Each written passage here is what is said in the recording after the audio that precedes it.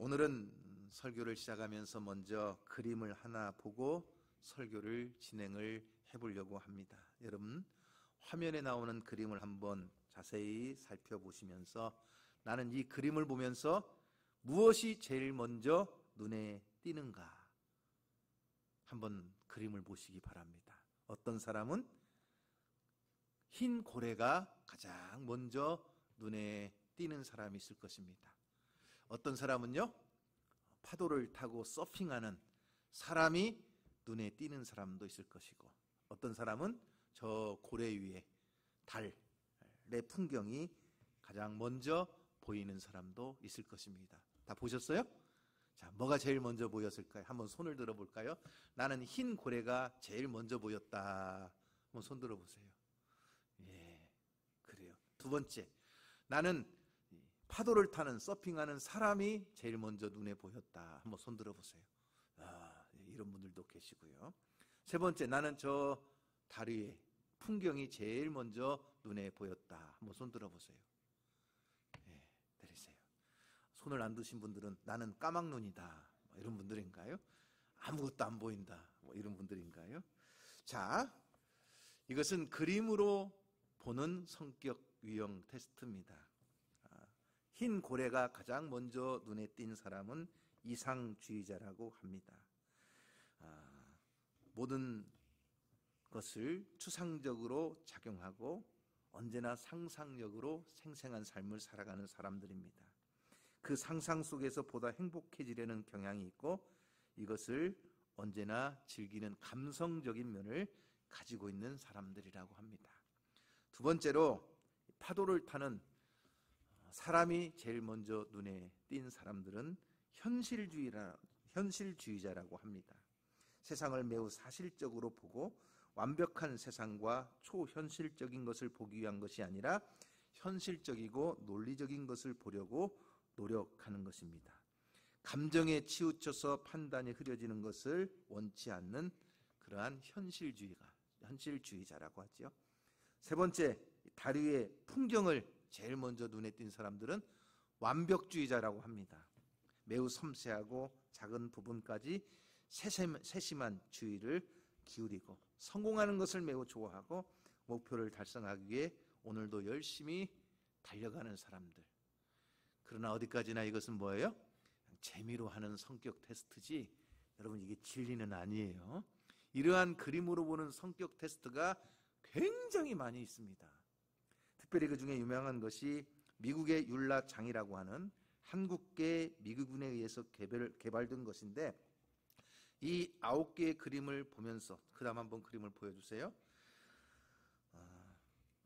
내 마음이 제일 먼저 끌리거나 가장 선호하는 색깔과 형태의 그림을 찾아서 그 그림을 통해 그 사람의 성격을 파악하는 것인데, 낙천적, 독립적, 내성적, 현실적, 전문적, 평화적, 분석적, 낭만적, 역동적, 이러한 9개의 성격 유형 테스트를 알아보는 것입니다. 마치 MBTI 성격 검사와 같이 그림의 색깔과 형태를 통해서 그 사람의 성격을 알아보는 테스트인데, 어떤 그림을 가장 먼저 보느냐, 어떤 그림이 가장 먼저 눈에 띄느냐 하는 것이에요.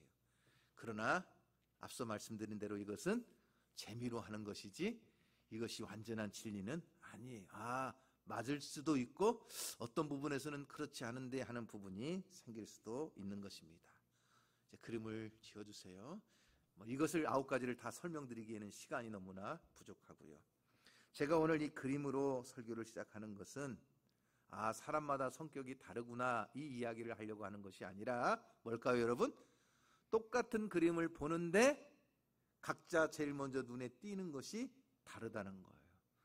보는 것이 다 다르다는 거예요. 저 산을 보아도 어떤 사람은 바람에 흔들리는 나무를 보는가 하면 어떤 사람은 그 나무 위에서 지저귀는 새들을 보는 사람이 있고 어떤 사람들은 그 나무 밑에 아름다운 또 잔디를 보는 사람들도 있어요. 보는 것이 다르다는 것이죠. 똑같은 것이지만 사람에 따라서 보는 것이 달라질 수 있어요. 그러나 여러분, 성경도 마찬가지예요.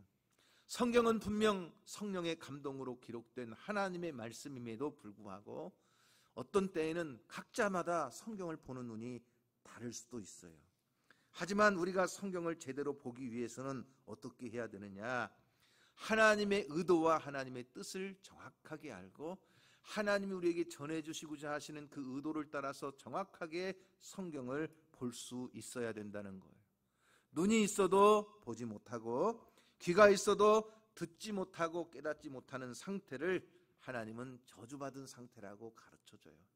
그런 것처럼 우리가 날마다 성경을 읽으면서 날마다 하나님을 예배하면서 정말 보아야 될 것을 보지 못한다면 얼마나 안타까운 일이겠어요. 여러분, 우리가 신앙생활하면서 우리가 인생의 삶을 살아가면서 반드시 보아야 될 것, 분명히 보아야 될 것, 그것이 뭘까요, 여러분? 그 첫 번째가 바로 믿음의 주요 온전케 하시는 이인 예수를 바라보자 하는 것입니다. 한번 따라해 보세요. 믿음의 주, 온전케 하시는 예수. 바로 이 예수님을 어떻게 해야 된다고요? 날마다 바라보는 거예요. 끝까지 바라보는 거예요. 늘 주목해서 바라보는 거예요. 이것이 온전한 우리의 신앙생활이에요. 그런데 우리가 성경을 읽으면서도 예수를 보지 못하고 우리가 날마다 예배를 드리면서도 그 하나님의 영광을 보지 못한다면 그 사람은 어리석은 신앙생활을 하는 것과 같아요. 여러분, 세상의 모든 예술 작품들은 간혹 작가의 의도와 상관없이 다른 형태로 해석이 되거나 다른 모양으로 사람들에게 다가서는 경우가 많아요. 그래서 어떤 시인은 한 분 있었는데 대학 수학능력 평가에 자기 시가 수능 시험 문제로 나왔는데 그 시를 썼던 사람이 그 문제를 풀 수가 없어요. 틀렸다는 거예요. 왜냐?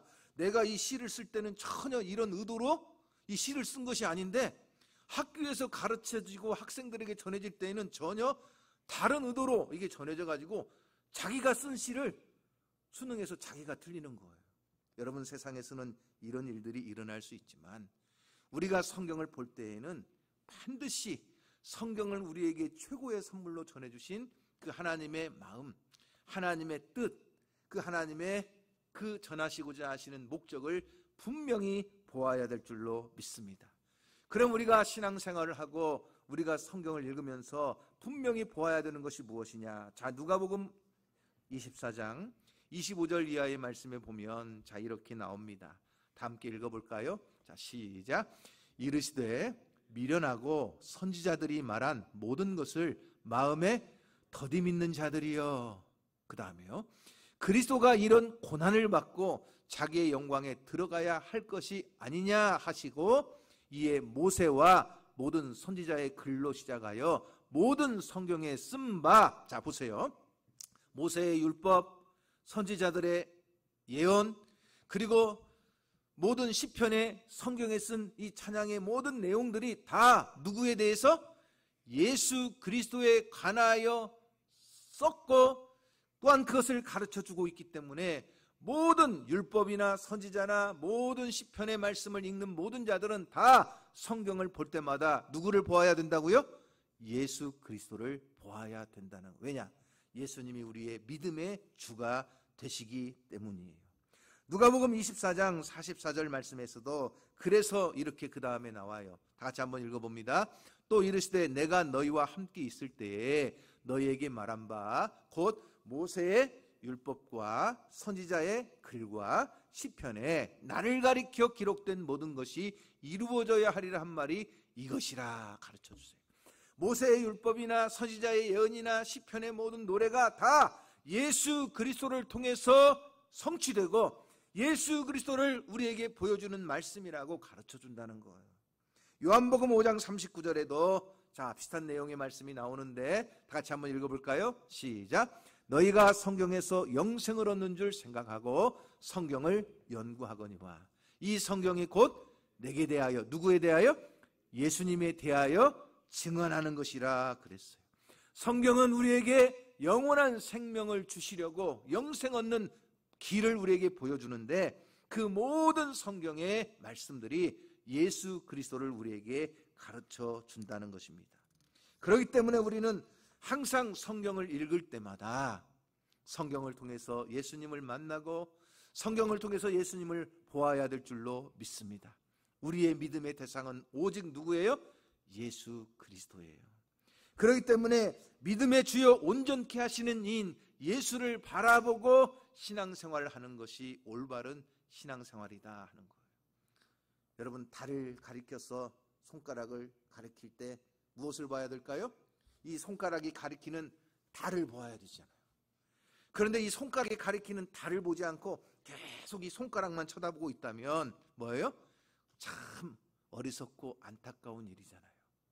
그런데 여러분, 오늘 우리가 간혹 그런 경우들이 많아요.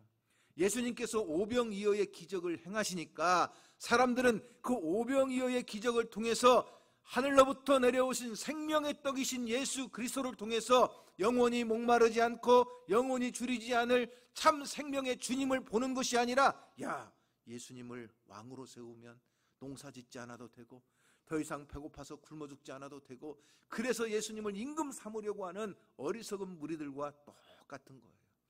모든 성경의 기적은 그 기적을 통해서 우리의 참 생명의 주인이신 예수 그리스도를 보여주는 기적인 줄로 믿습니다. 그래서 요한복음은 기적을 뭐라고 말하느냐?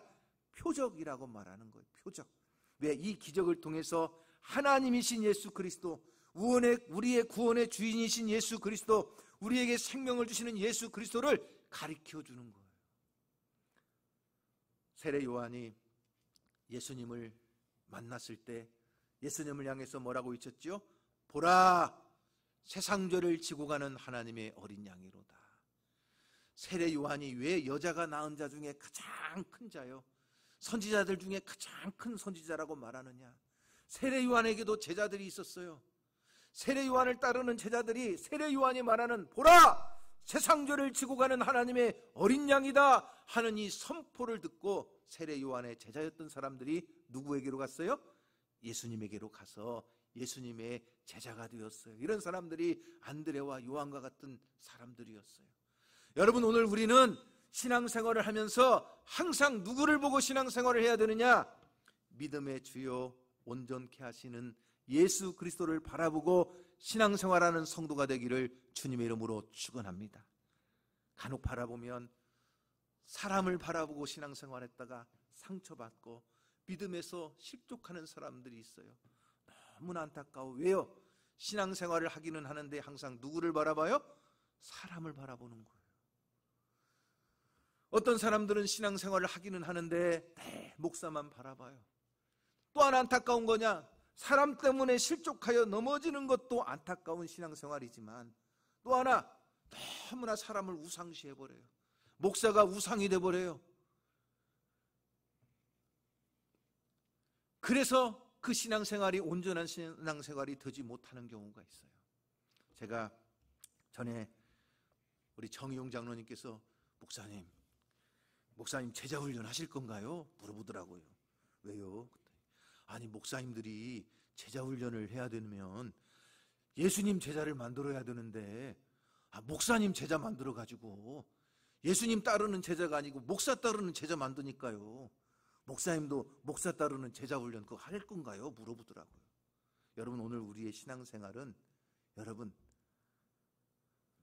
달을 가리키는 손가락만 쳐다본다면 어리석은 자가 되는 것처럼 항상 사람을 보고 세상을 보고 목사를 보고, 그래서 사람 때문에 넘어지는 것도 어리석은 신앙생활이요, 사람을 우상처럼 섬기면서 사람만 받들어 추종하는 것도 어리석은 신앙생활입니다. 오늘 우리는 오직 예수 그리스도를 바라보고 주님을 따르는 성도가 되기를 주님의 이름으로 축원합니다. 제 아내가 늘 저한테 하는 말이 있어요. 제가 이 통성경학교 이 통성경을 많이 하니까 항상 저한테 그래요.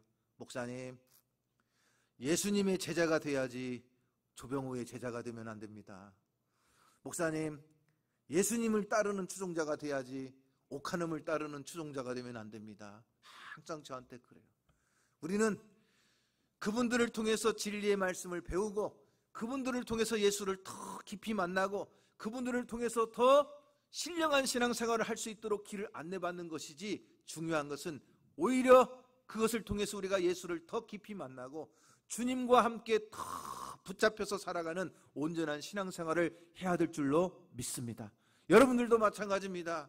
매주마다 제가 여기에서 앞에 서서 설교한다고 늘 목사를 바라보는 것이 아니라 제가 전하는 복음의 말씀, 제가 전하는 예수 그리스도, 날마다 설교하다가도 그냥 십자가만 나오면 흥분해가지고 막 목소리가 높아지는데 그 목사가 선포하는 예수 그리스도의 십자가의 보혈, 그 능력을 의지하며 주님만 바라보는 성도가 되기를 주님의 이름으로 축원합니다.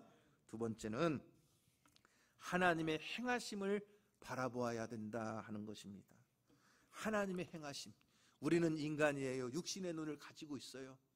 그렇기 때문에 항상 눈에 보이는 삶의 상황들을 바라보면서 두려워하기도 하고 슬퍼하기도 하고 기뻐하기도 하고 또 섭섭하기도 하고 두려움에 사로잡힐 때도 많아요.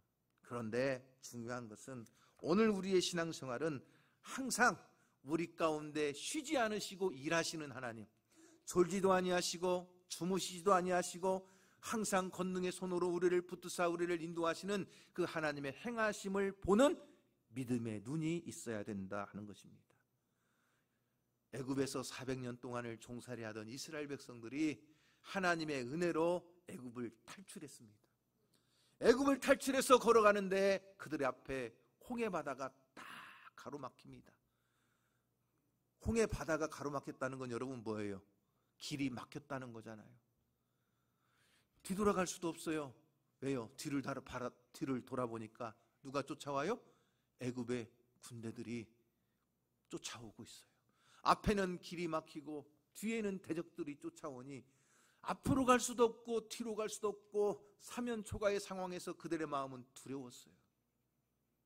그들의 힘으로 애굽의 군대를 물리칠 수도 없었고 그들의 능력으로는 홍해를 건너갈 수도 없었어요. 그래서 그들은 두려워하고 절망해요. 하나님을 원망해요. 그런데 모세가 뭐라고 말합니까? 출애굽기 14장 13절 말씀에 보면 이렇게 말합니다. 다 같이 한번 읽어봅니다. 시작. 모세가 백성에게 이르되 너희는 두려워하지 말고 가만히 서서 여호와께서 오늘 너희를 위하여 행하시는 구원을 보라. 자, 오늘 너희를 위하여 행하시는 구원을 보라. 저 홍해바다 보지 말고 저 애굽 군대 보지 말고 그들을 바라보면서 답답하고 막막하고 두려워서 떨지 말고 너희를 위하여 행하시는 하나님의 구원을 보라.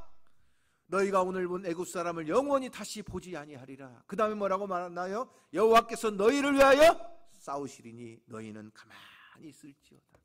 하나님이 너희를 위하여 행하시고 하나님이 너희를 위하여 싸우시는 그 하나님의 크신 능력을 바라보라고 가르쳐줍니다. 그때 막혔던 홍해의 길은 활짝 열려지고 그들을 죽이기 위하여 쫓아오던 애굽의 군대는 저 홍해바다에 다 수장되는 줄로 믿으시기를 바랍니다.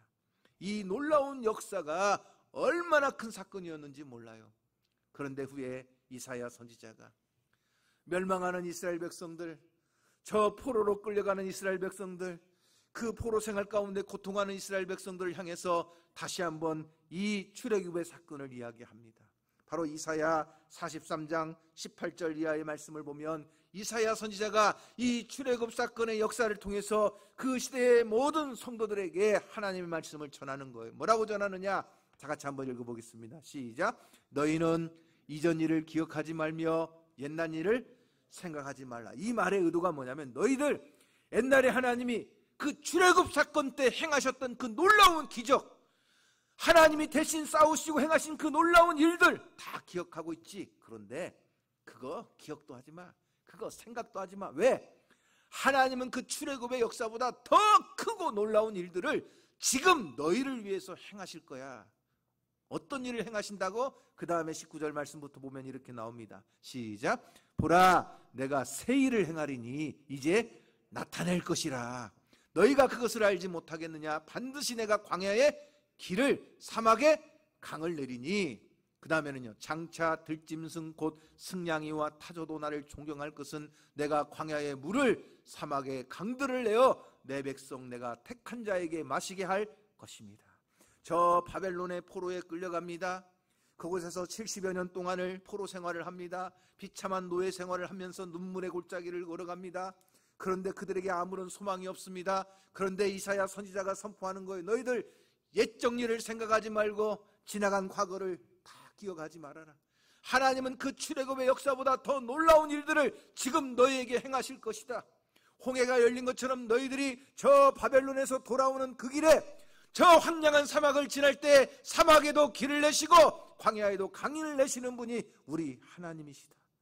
그러니 너희들은 항상 어떤 환경 속에서도 믿음의 눈을 들어서 하나님이 행하시는 기적을 바라보라. 할렐루야. 사랑하는 성도 여러분, 오늘 우리도 하나님이 행하시는 새 일을 바라보는 성도가 되기를 주님의 이름으로 축원합니다. 놀라운 출애굽의 역사를 행하셨습니까? 저 바벨론에서 돌아오는 출 바벨론의 역사를 통해서 사막에도 길을 내시고 광야에도 강을 내시는 하나님의 능력을 보셨습니까? 그렇다면 오늘 우리의 삶에도 하나님은 살아계셔서 동일한 능력으로 역사하시고 하나님의 기적을 행하시는 줄로 믿으시기를 바랍니다. 여러분 상상해 보세요. 길이 없는 그곳에 길이 확 열립니다. 강이 없는 그곳에 강이 막 열립니다. 그러면 하나님의 택한 성도들뿐만 아니라 모든 들짐승들까지도 함께 더불어 그 은혜를 누리게 되는 것입니다. 여러분, 오늘 우리는 이 코로나19 상황 속에서도 때로는 답답합니다. 어떤 분들은 두렵기도 합니다. 그러나 우리가 기억해야 될 것은 지금 이 환경 속에서도 우리 가운데 행하시는 하나님의 능력을 바라보는 자가 하나님의 은혜 속에 승리하는 줄로 믿으시기를 바랍니다. 역사적으로 14세기 이 중세에 패스트라고 하는 이 흑사병이 있었어요. 이 전염병 때문에 유럽이 초토화되고 유럽 인구의 3분의 1, 2천만 명의 목숨을 앗아가는 아주 무서운 병이었습니다. 그래도 놀라운 것은 이 흑사병 때문에 그 이후에 유럽에는 르네상스와 종교개혁의 역사가 나타났습니다. 여러분, 이것은 역사의 굉장한 역설이에요. 흑사병이라고 하는 전염병을 통해서 유럽이 초토화되고 3분의 1이나 되는 유럽의 2천만의 인구가 죽는 무서운 결과를 초래했는데 오히려 이 흑사병으로 인해서 뭐예요? 르네상스와 종교개혁 시대가 활짝 열렸다고 하는 것입니다. 하나님은 항상 우리 가운데 쉬지 않으시고 일하시는 분이기 때문에 정말 우리가 알지 못하는 일들을 행하시는 분이 하나님이신 줄로 믿습니다. 그렇기 때문에 항상 여러분, 우리에게 중요한 것은 뭐예요? 한평생 살아가면서 무엇을 바라보느냐 하는 거예요. 자기가 바라보는 것에 의해서 그 모습이 결정돼요. 그 바라보는 것에 따라서 자기 입술의 말이 결정돼요. 자기가 말한 대로 그 운명이 따라와요. 그렇기 때문에 항상 우리는 어둡고 절망적인 상황 속에서도 나 자신을 바라보는 것이 아니라 하나님의 행하시는 그 능력을 바라볼 수 있는 믿음의 성도가 되기를 주님의 이름으로 축원합니다. 야, 코로나 때문에 안 된다. 코로나 때문에 답답하다. 코로나 때문에 죽겠다. 야, 코로나 때문에 아무것도 하지 말자. 이것이 아니라 한번 따라해 보시죠. 코로나 덕분에 예, 항상 우리 이렇게 고백해야 돼. 코로나 덕분에 우리 가족들의 관계가 더 좋아졌어. 코로나 덕분에 내 믿음이 더 기도하게 되고 더 말씀 있게 되고 더 하나님의 은혜를 사모하게 되고 그래서 코로나 덕분에 내 믿음이 더 좋아졌네. 코로나 덕분에 내가 열심히 기도하고 하나님의 은혜를 간구했더니 하나님께서 오히려 더 큰 복을 주셨네. 여러분, 항상 우리는 믿음으로 하나님의 행하시는 일을 보고 선포해야 될 줄로 믿습니다. 왜냐? 시편 119편 65절 말씀에 보면 이렇게 나옵니다. 주의 법을 사랑하는 자에게는 큰 평안이 있으니 그들에게 장애물이 없으리이다. 장애물이 없다는 말은 뭐예요? 장애물이 사라진다는 이야기예요. 날마다 우리가 하나님의 행하시는 기적을 보면 홍해라고 하는 장애물도 사라져요. 길이 열리는 거예요. 사막이라고 하는 장애물을 만났는데 길이 열리는 거예요. 광야라고 하는 절벽에 부딪혔는데 샘이 솟는 거예요. 강이 열리는 거예요. 여러분, 이것이 하나님의 행하시는 기적인 줄로 믿으시기를 바랍니다. 자꾸만 우리는 과거를 뒤돌아봐요. 연약한 자신을 돌아봐요. 그러나 여러분, 이것이 얼마나 어리석은 일인지 모릅니다. 소돔 고모라를 탈출하던 노세 아내는 뒤돌아보다가 소금 기둥이 되었어요. 애굽에서 나온 고라와 그의 일당들은 날마다 애굽을 추구하면서 애굽으로 돌아가자 애굽에서 먹던 음식이 생각난다. 늘 원망불평하다가 하나님의 진노를 받았어요. 그러므로 여러분, 우리는 스스로 정말 땅의 것을 찾고 땅의 것을 바라보는 것이 아니라 하늘의 하나님을 바라보고 하나님이 행하시는 놀라운 일들을 소망하는 성도가 되어지기를 주님의 이름으로 축원합니다. 세 번째, 믿음의 성도가 바라봐야 될 것은 뭐냐? 저 새하늘과 새 땅, 하늘의 상급을 바라보는 것입니다. 그 대표적인 사람이 모세라고 할 수가 있겠어요. 히브리서 11장에는 믿음의 사람들이 나오는데 특별히 모세에 대해서 성경이 가르쳐 주기를 히브리서 11장 26절 말씀에 보면 이렇게 나옵니다. 한번 볼까요?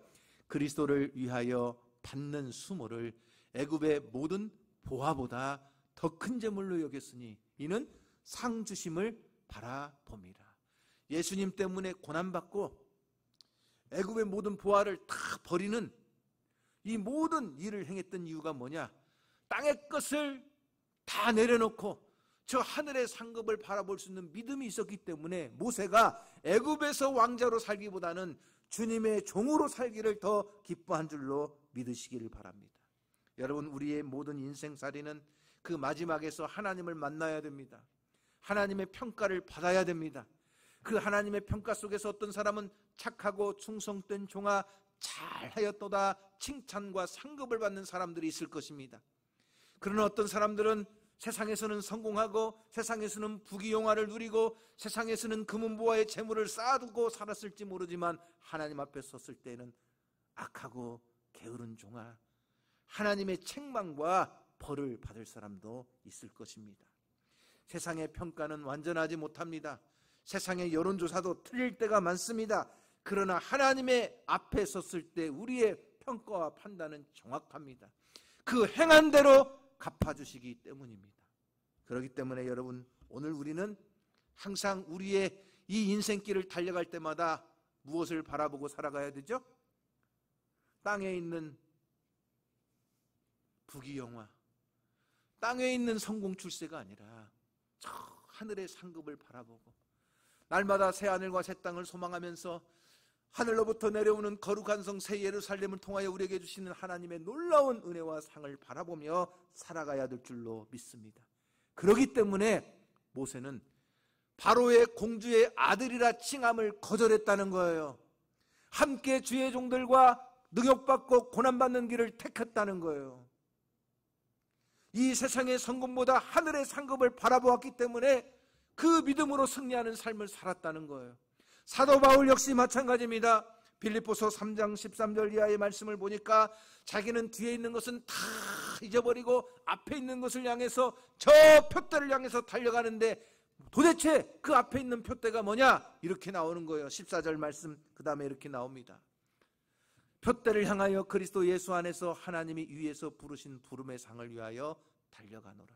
바울은요, 하늘의 소망을 가지고 내가 하나님 앞에 갔을 때 하나님이 나를 부르신 그 부름의 상을 얻기 위해서, 하나님이 주실 그 면류관을 쓰기 위해서 세상에 있는 모든 것은 다 배설물로 여겼어요. 자신의 학벌, 자신의 신분, 자신의 모든 것들은 배설물처럼 다 내려놓고 오직 하나님이 우리에게 주실 상급을 바라보면서 믿음의 길을 달려간 줄로 믿으시기를 바랍니다. 하늘의 상을 위하여 달려가는 자들은 세상의 고난을 이깁니다. 세상의 조롱과 멸시도 견디어냅니다. 험한 십자가 지고도 끝까지 포기하지 않습니다. 왜요? 부르심의 상을 바라보고 가기 때문입니다. 그러나 세상을 바라보고 사람을 바라보는 자들은 늘 넘어질 수밖에 없고 실족할 수밖에 없어요. 사람을 보며 세상을 볼 때 만족함이 없습니다. 나의 하나님 오직 예수 그리스도를 바라볼 때 참된 만족과 은혜와 하나님의 축복이 함께하는 줄로 믿으시기를 바랍니다. 그러므로 사랑하는 성도 여러분, 오늘 우리가 세 가지 무엇을 바라봐야 된다고요? 믿음의 주님, 우리를 온전케 하시는 예수 그리스도를 날마다 바라볼 수 있기를 주님의 이름으로 축원합니다. 괴로울 때 주님의 얼굴 보라. 사랑의 주님 바라보아라. 날마다 나는 또 넘어지고 나는 연약해서 또 실수하고 그렇게 반복적인 삶 속에서도 예수 그리스도를 바라보는 자는 그 십자가 붙들고 다시 일어나는 줄로 믿습니다. 그러기에 우리는 우리 가운데 행하시는 하나님의 능력을 바라보고 오늘 이 세상의 환경을 바라보는 자들이 아니라 우리 가운데 살아계셔서 지금도 역사하시는 하나님의 행하시는 능력을 바라보는 성도가 되기를 소망합니다. 그럴 때 우리는 포기하지 않습니다. 그러기에 하나님 앞에 섰을 때 그 부르심의 상을 받는 성도, 저와 여러분이 하나님 앞에서 놀라운 상을 얻는 성도가 되기를 주님의 이름으로 축원합니다.